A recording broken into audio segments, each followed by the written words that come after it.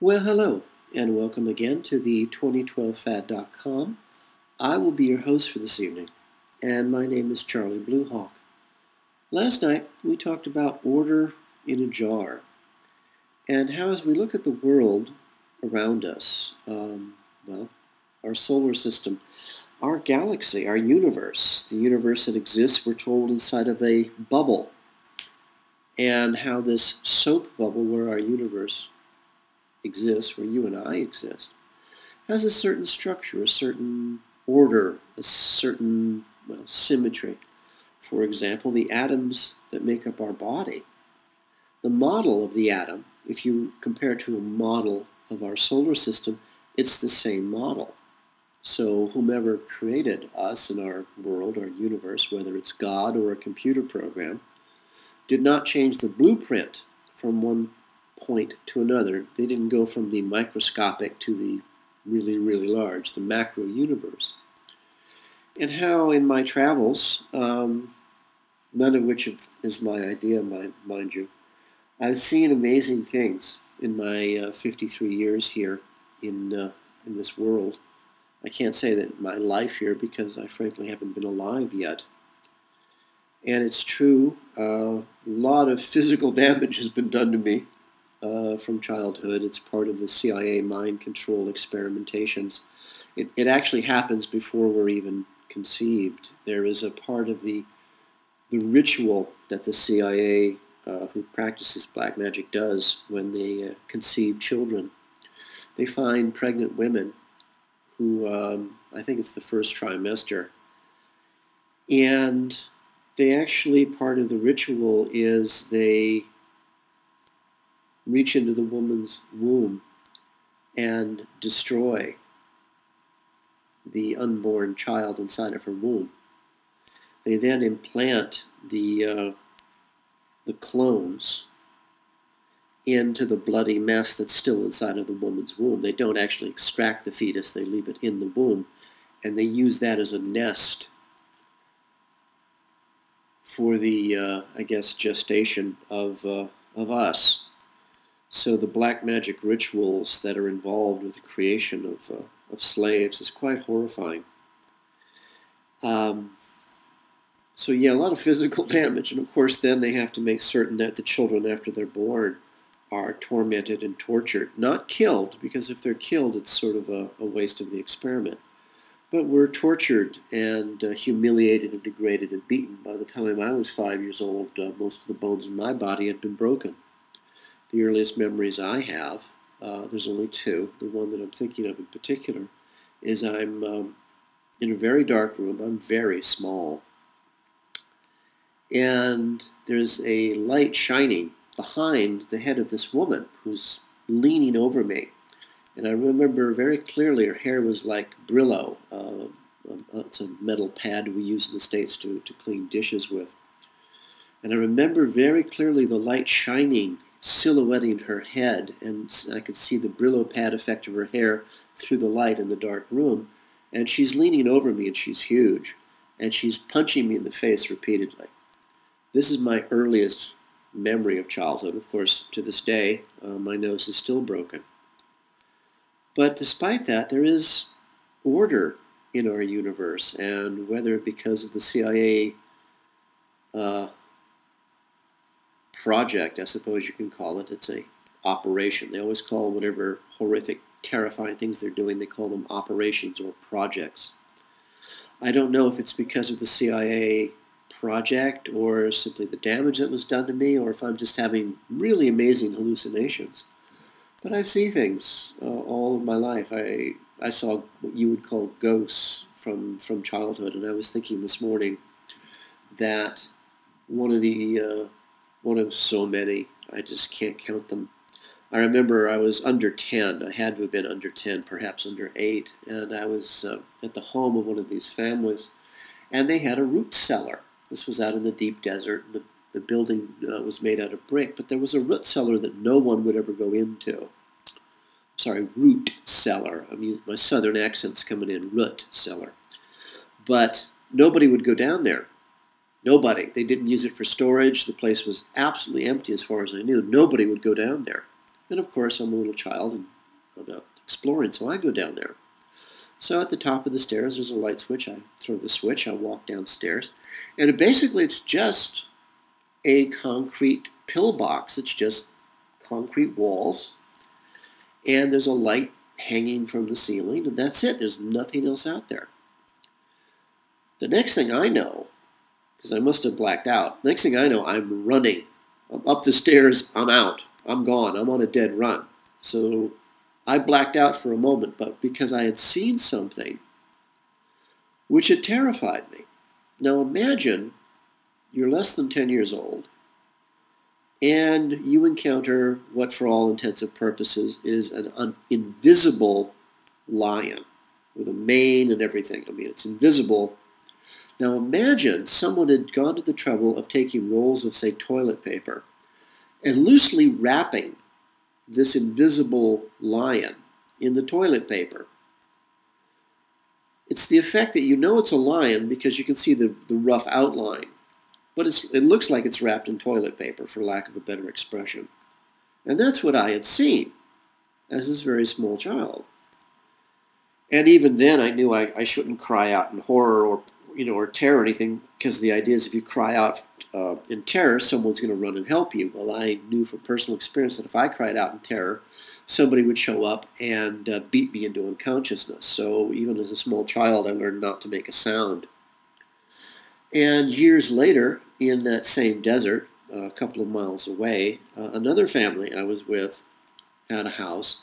And again, this is the deep desert at the base of a mountain that's 5,000 feet tall, where they do a lot of government security work, and there's lots of marijuana fields.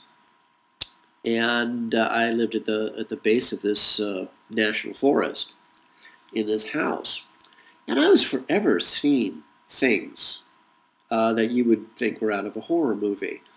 I saw what I thought was a black panther. Again, it was invisible, so why I thought it was a black panther, I have no idea. But it had that same effect. It had toilet paper or some sort of ribbon wrapped around it very loosely, so you could actually tell it was a panther. And then I also saw, amongst many, many, many things, I also saw what the Celts in Europe describe as ghost lights. Basically, it looks like a 6-foot-tall candle flame, but it's glowing. The flame is white, but the outline is like blue, and just floating everywhere. Again, a lot of damage to me before, as a small child. I was born left-handed. The gang that I lived with at the time thought the left hand was the sign of the devil, so the matriarch of the tribe deliberately broke my left arm, as her left arm had been broken apparently back in her homeland. They weren't Satan worshippers themselves, because frankly I think Satan worshippers, even they have standards, and these people were way below the standard. But I see these things all the time, so I know there has to be something. I mean, when I was living in Hollywood year after year, I think 23 years I lived in Hollywood, I was forever being approached by, for lack of a better word, people who weren't there, dead people, spirits, and they would ask very politely, could I pass a message on to a relative who was still alive? And their concern was they wanted their living relative to know that they were okay. And it never failed that whoever I passed this message on to was relieved. They were happy. They did not think it was unusual, because they would go on to tell me, oh, I had the feeling, Uncle Bob was around. And I would describe Uncle Bob. Uncle Bob was wearing his plaid hunting shirt with his duckbill hat and his, his blue jeans and hiking boots. She says, yeah, that's Uncle Bob. He loved to hunt. He loved to go up, tramping through the forest. We did that when I was a child, and I really missed him.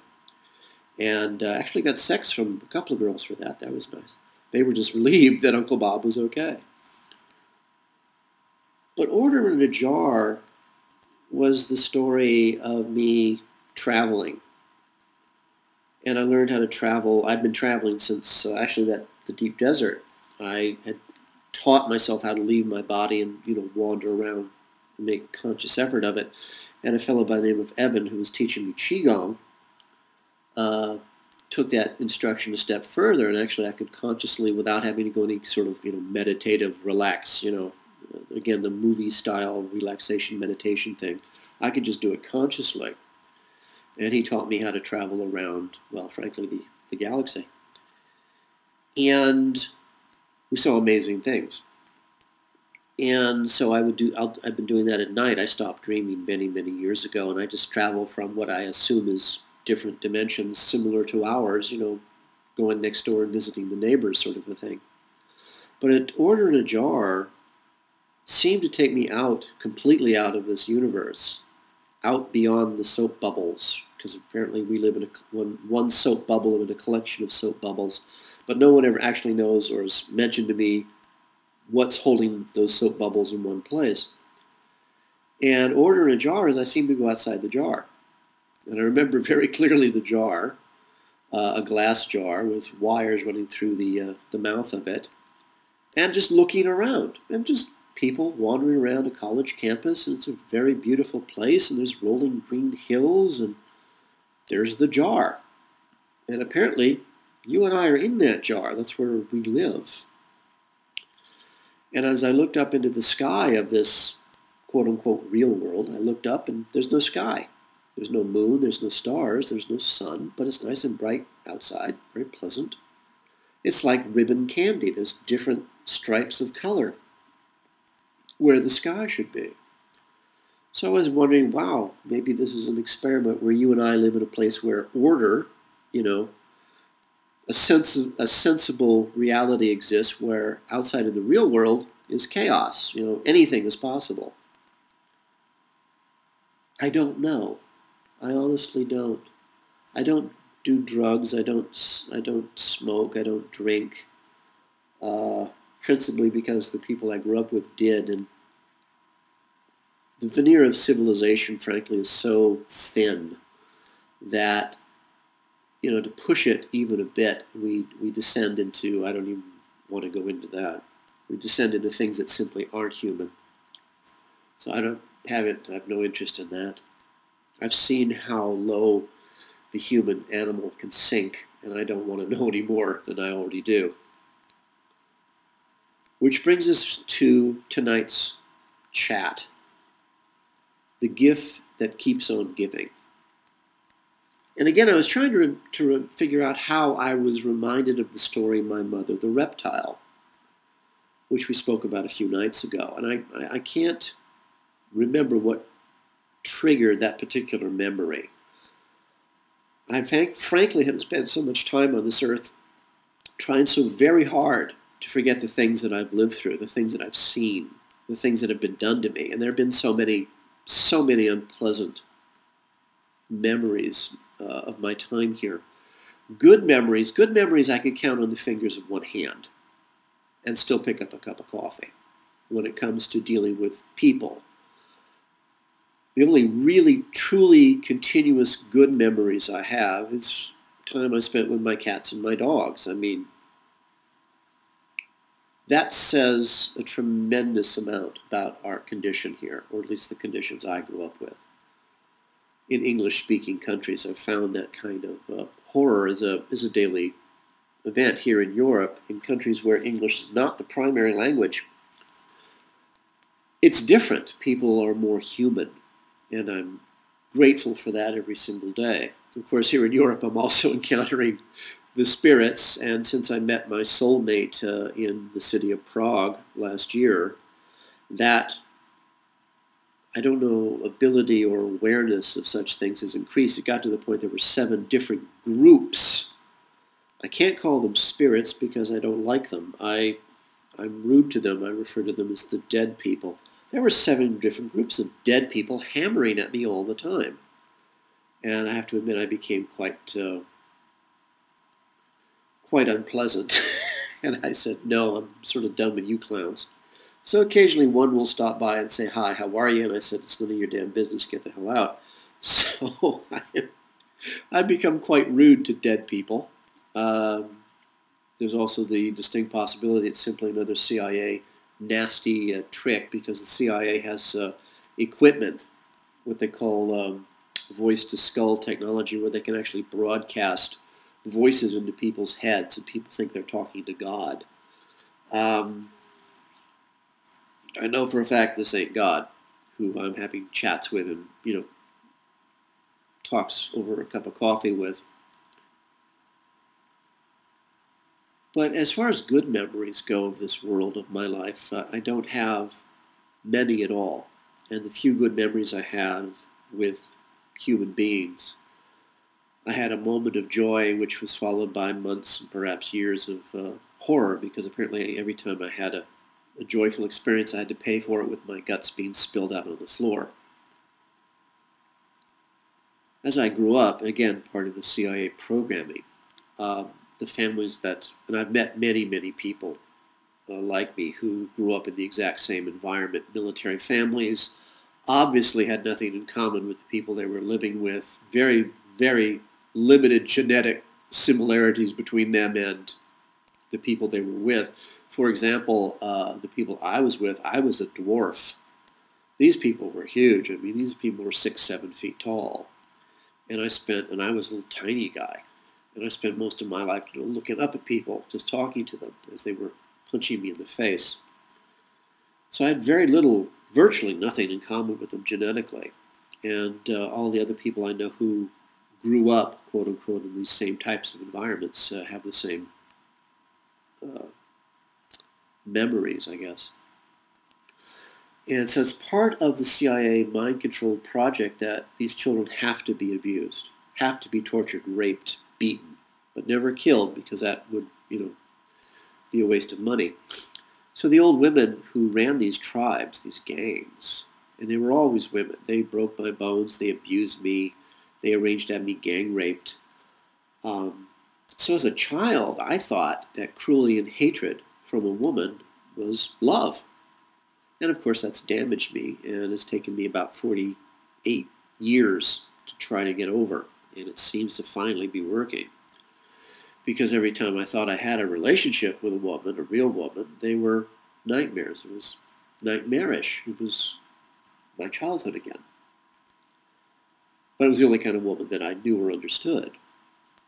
But when I finally escaped my keepers, the CIA-funded street thugs, and I was 28 years old when I finally escaped these people. I mean, I got a real late start in life. So no matter how you look at it, I am a failure.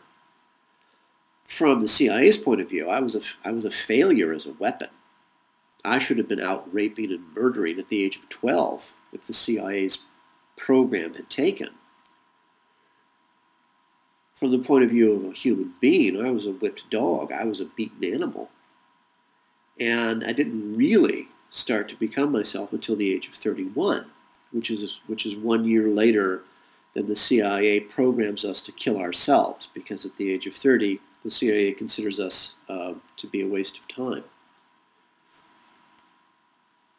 I was actually 40 years old before I was actually myself for the very first time, just as this old witch had told me when I was 12 years old. She had appeared there. And in my life, I still don't know who she is or where she came from. But at the age of 12, this old woman, this old witch, showed up and assured me that my life would get much, much worse than it already was.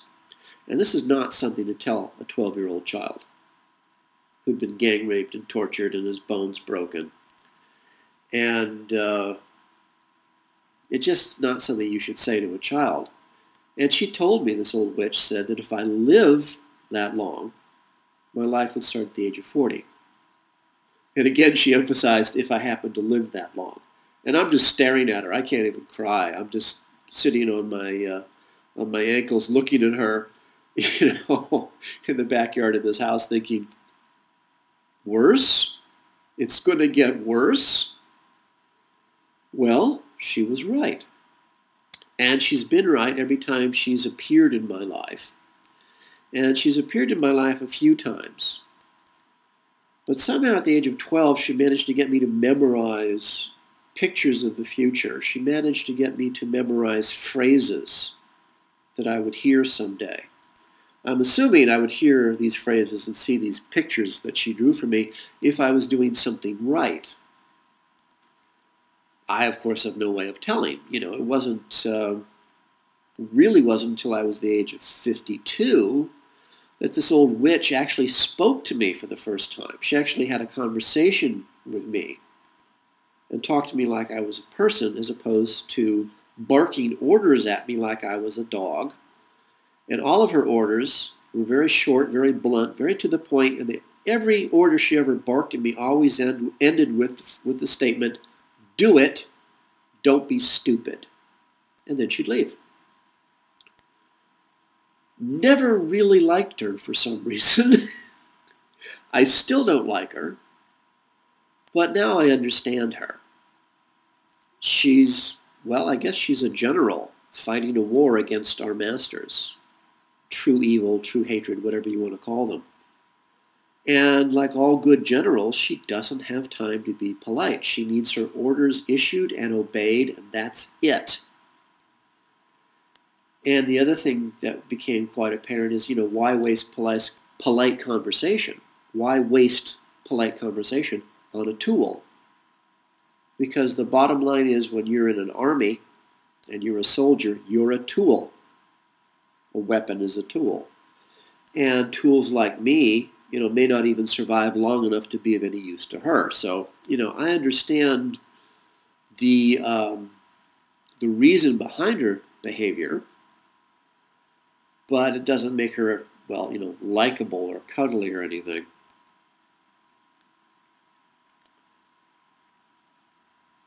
I remember the people I grew up with were all drunks. I don't think they even understood drugs, but they did know drinking. And I learned at a very early age that drunks, and this is why I say that there's no such thing as alcoholism. There's no disease involved with picking up a bottle and drinking out of it. There's no disease involved with taking a needle and shooting drugs into your body. That's not a disease, that's a choice. So having grown up around drunks and later around drug addicts, I have no sympathy at all with drunks or druggies because I've tried to help them, and I know for a fact that they consider themselves important. You and I are not. And because they're important, they can do anything they want and use illness. Oh, I'm a drunk, it's a disease. Oh, I'm a drug addict. Oh, it's a disease. So they can hurt us and get away with it. Again, because they're important and you and I are not. I lately, here in Europe, I have lately experienced several times now, I was having flashbacks of my childhood because there's a really nasty, vicious woman here, a drunk, a chain smoker. And I've seen her treat her two beautiful little daughters the same way I was treated as a child. And I've already seen, I think one is 12 and the other one is 5, and I've already seen the look on her littlest daughter, that little 5-year-old girl. I already know from what I have experienced in my life that that little girl is going to take the gift that keeps on giving, hatred, that she's going to embrace it. She's going to follow in the hatred of her own mother. And I can see it in the set of her jaw when she looks at me, when I've been present while her mother is abusing these two girls. And this little 5-year-old girl dares me. She stares me right in the eye, sets her jaw just like her mother does, and she dares me to feel sorry for them. She dares me to say anything bad about her mommy. And I've seen that look before. And these two little children will defend their mother to the end, even if she beats them to death, breaks their bones, bloodies, and bites. I've seen it before. I've lived through it. And I know she beats them. I saw it today.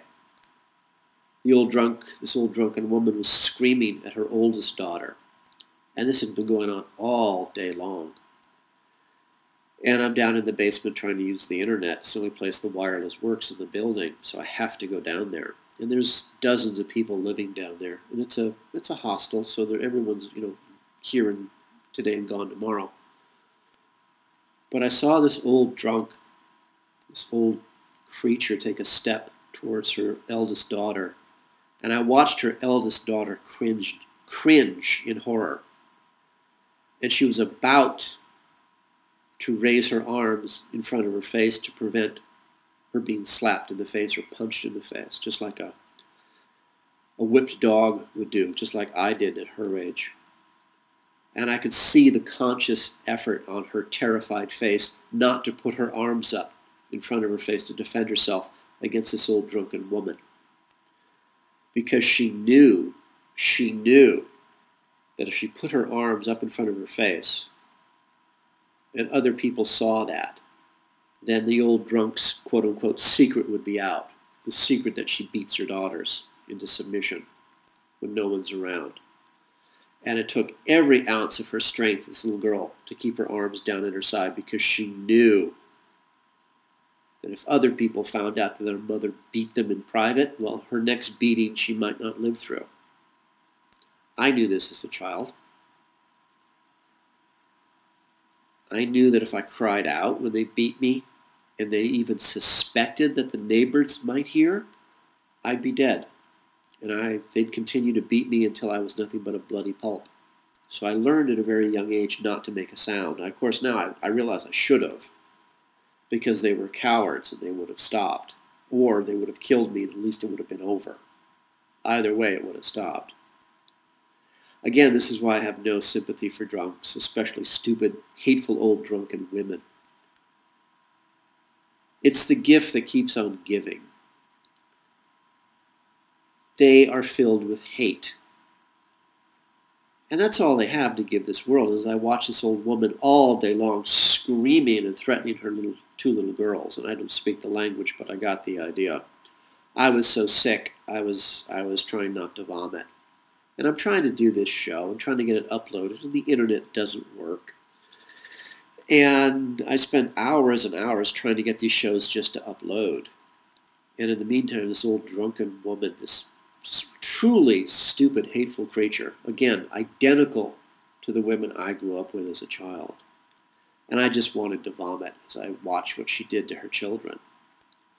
And frankly, if I had the money, I would have grabbed both the girls and, just run. But again, it's this ugly cycle where if you try to help these two girls, they will defend their mother until she beats them to death. But you see, hate doesn't need a reason. Hate, cruelty, there's no reason, no justification, no cause that can justify this woman torturing her own children. And the problem is that, everyone around knows the truth, so nobody can say a word, either to her or to her children. Because what could they say? Stop beating your children. She will just say, it's none of your business, I can do anything I want. You say to the children, I'll take you to the police, and the police, and the children will be terrified that something will happen to their mommy. And I've seen this too many times. I mean, I grew up with this little girl off and on over the years, this tribe, this gang of, I don't even know how to describe them. There were groups of them all over Southern California, and I was passed from one to the other.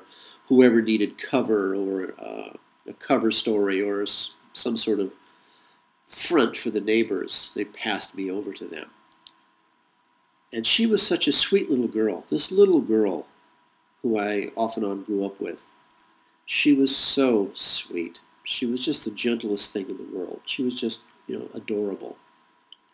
And as the years progressed, the fear of losing her family, no matter what they did to her, no matter how they hurt her, terrified her. And I watched it over time. And this sweet little girl who didn't want to lose her family, no matter what they did to her, she finally became their leader. She would go, as she got older, we kept in touch. And I knew her through high school as they abused her, and I knew her through college. She went off to college, and they still abused her because what she would do And she went to college. It was like an 8 or 9 hour drive up to Northern California, and she'd drive down to Southern California to meet them, and she'd jump into her car. I think she had a Jeep at one time. She jumped into her Jeep, and she drove for 8 or 9 hours singing songs to herself. Oh, she's going to be with her family. This time it'll be different. She's got gifts. She's got presents. She's got wonderful stories to tell. This time it'll be different. And she's there for a day, maybe two, and she's back in her car, driving north. She drives nonstop, gets home, crying the whole time, gets on the phone to me, and tells me that they've abused her again. And this would tear my heart out because I was powerless. And over and over and over, I'd say to her, you have to stop doing this to yourself. You've got to stop. You've got to get away from these people. And I've been telling her this since she was a small child. We were both small children together. And she would say, yes, I know you're right, I know you're right. And she was so sweet and so adorable and so kind. And she had friends everywhere. She could have gone any place and been taken in and welcomed. Me, I was a whipped dog. I was a beaten animal. I was just so much garbage that people just spit on, basically. But this little girl, she had options. She could have gone anywhere. She had boyfriends whose families loved her and would have taken her in. She would have had to have told them the truth, and of course she couldn't do that because they're family. And that's the big thing that evil hatred counts on, that decent people will not tell the truth, will not speak out. And you've got to speak out. And for years she did this. She'd say, yes, I know you're right. I'll never go back. You're right, you're right, you're right. I can't keep doing this to myself. A couple of months go by. She forgets. She's singing songs and happy and buying them presents. And she gets in her Jeep and drives for 8 hours. And they torture her. She drives home crying for 8 hours, gets on the phone and sobs to me. And this went on for years. And I finally said, after years and years of this, my heart just being ripped out of my body, what's left of it. And I finally said, you can't keep doing this. And no, next time you do it, because I cannot help you. I can't help you because you're doing this to yourself. They're not doing anything. You know what they are. But you keep going back. You keep thinking that you can make it better. You can't. Stay away from them because all they're going to do is hurt you. I know you're right. I know you're right. I know you don't know. You're not listening. But you can't call me anymore. And she said, what? You can't call me because it's hurting me. You're hurting yourself. I can't help you because you won't help yourself. And then you dump all of this pain on me, and that gives you the freedom to go back and do it again. You're hurting me. Don't do it because I love you too much. You've got to stop doing this. She says, I can't call you? I said, not if you're going to do this again. And this has been going on for what, a decade, maybe two? I finally said no. And that's the point where I guess she knew she had to make a choice. She couldn't use me as a crutch anymore. And she knew she was going to keep going back to them. I don't know at what point she made this decision, but it had to have been after I said, you can't, dump all this pain on me anymore.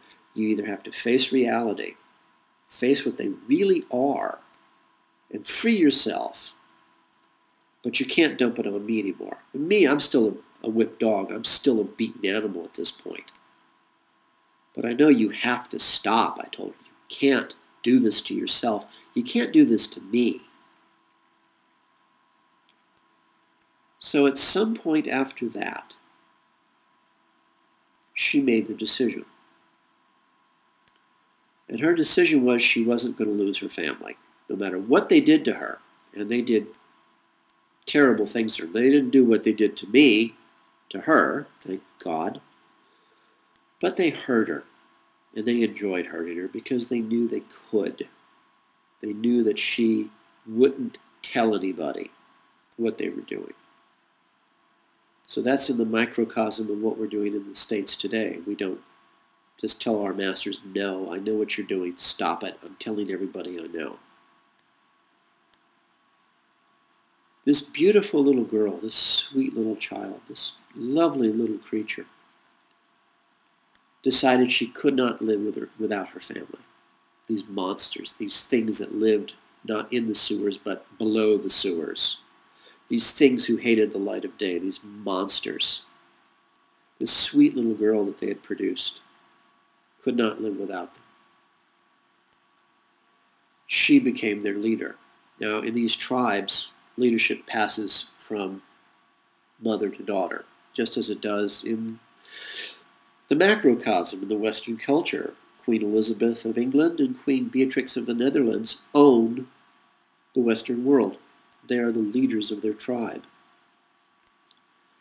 And so as the masters do, the servants do, the slaves do. They emulate those above them. And so this gang of thugs, of CIA assets and agents, these U.S. Army Air Corps intelligence street thugs, it's just literally the filth of the world, which is the heart and soul of the CIA. She deposed her mother, and she became the ruler of the clan. And there's only one way you can do that, by being the worst of them.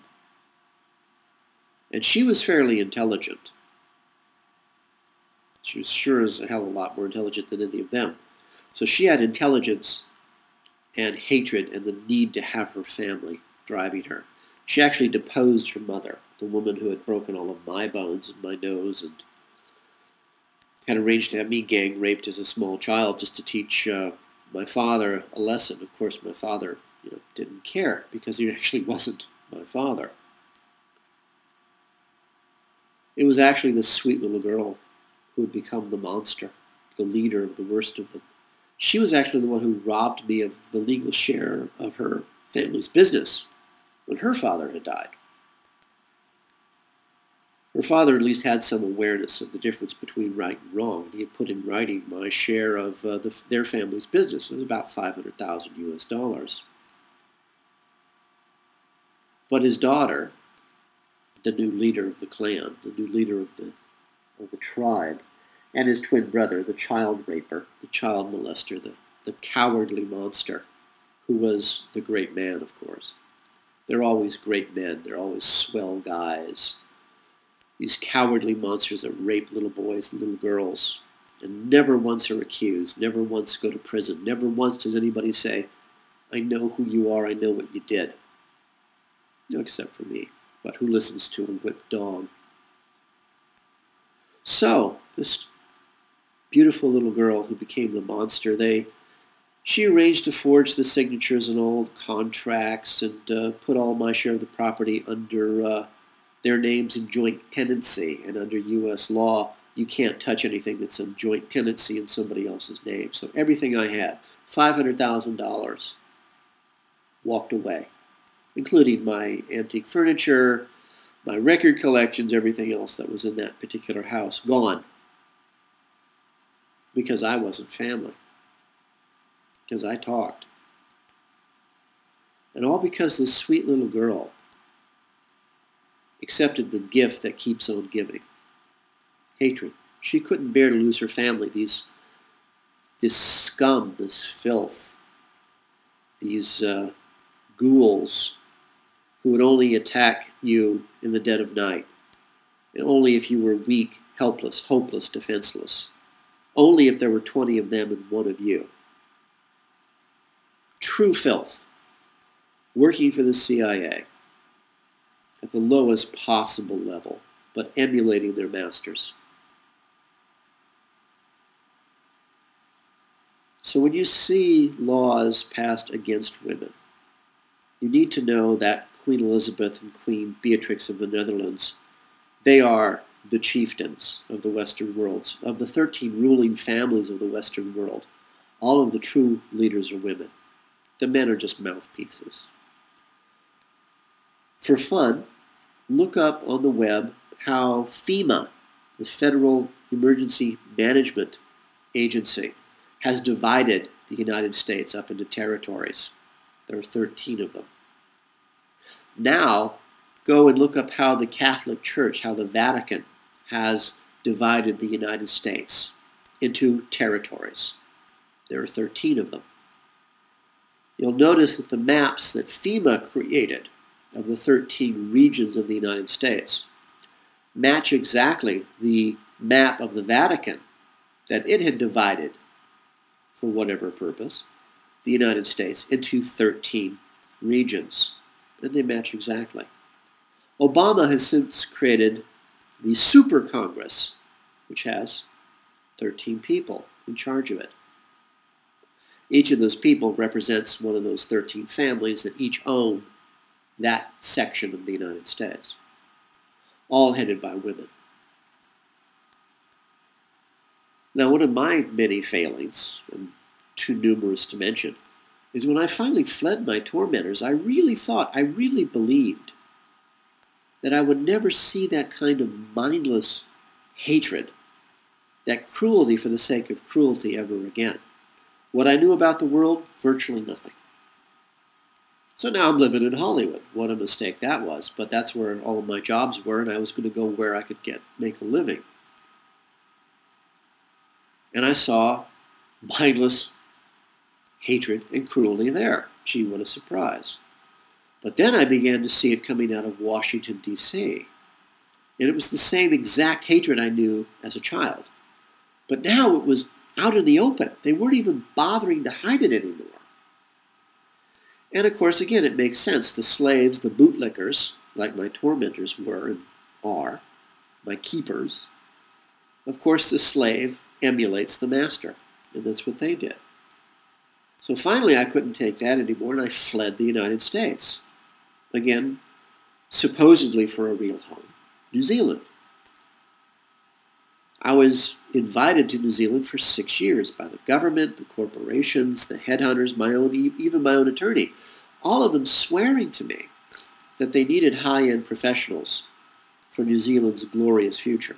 All of it was lies. It was simply, I discovered after 3 years of abuse, it was simply part of a multi-million-dollar a month marketing campaign where they're setting up New Zealand for only one purpose. A place where international investors go to launder money. That's all New Zealand is for. But they needed a cover story. And any cover story needs a fall guy, and high-end professionals were the fall guys. Thousands and thousands, maybe tens of thousands of people are trapped in New Zealand today because they fell for that story. Because the old witch showed up in my life and said, no, you're not going to South America, you're going to Europe. I sold everything that I could, everything that I had, got virtually nothing for it, but enough for a plane ticket to Europe. So I fled again, hoping against hope, never to see this gift that keeps on giving again, never to see hatred like this again. And of course, the first women I encountered in Europe and in the Czech Republic were, one was my soulmate, and she was able to hurt me again in ways that I couldn't even have imagined anybody would want to, but she figured it out.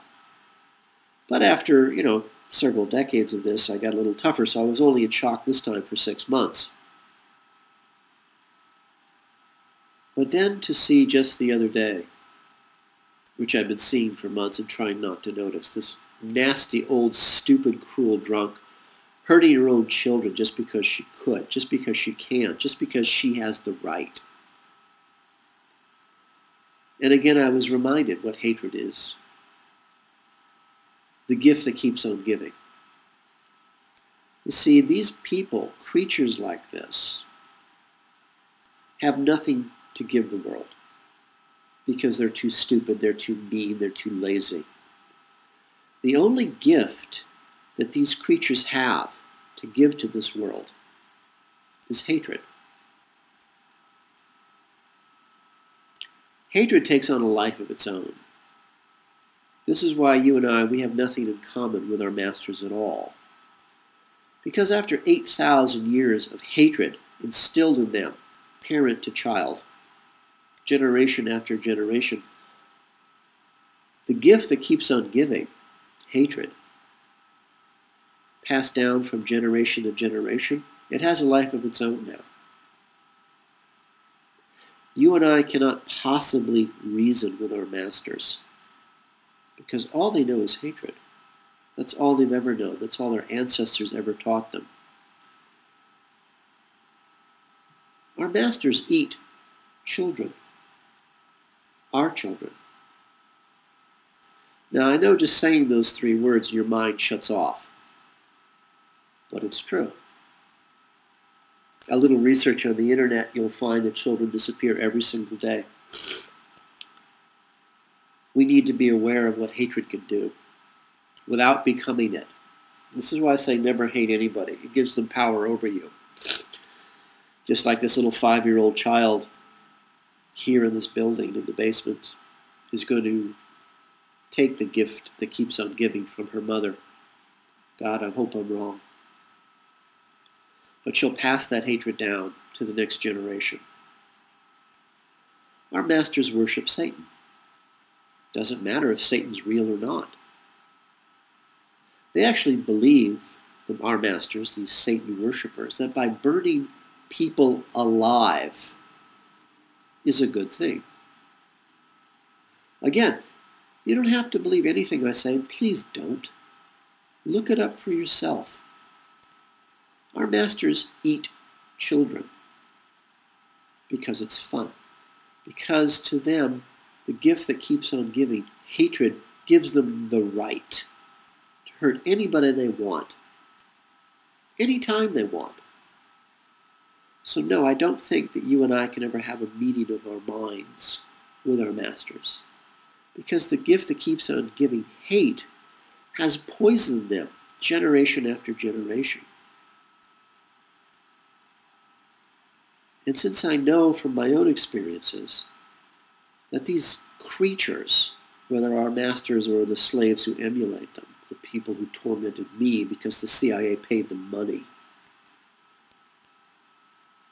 the only gift these creatures have to give our world is hatred. They offer nothing else.